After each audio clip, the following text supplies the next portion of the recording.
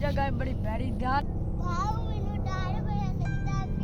कुछ नहीं होता जा बस चली जा जा जा पहले टाप डाला बहुत चली जा बिच्छू बिच्छू दी जाने आ देख तो डर भी बड़ा लगता है ना बहुत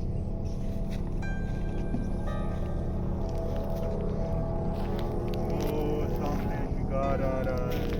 2 बच्चे आ रहे हैं आज खाऊंगा मजा आ जाएगा हा हा हा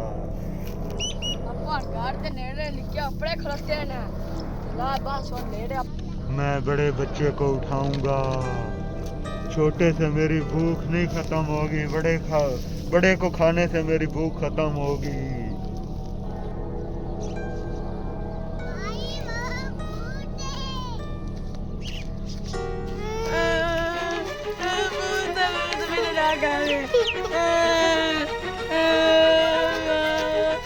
मेरे बड़ा ने रखा है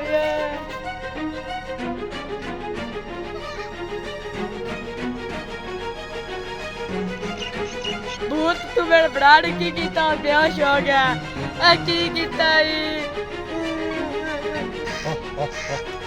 अब तेरी बारी है अब मैं तुम्हें खाऊंगा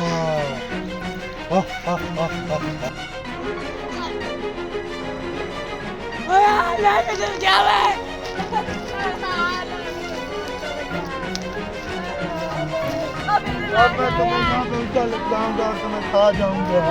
मुझे ना खाना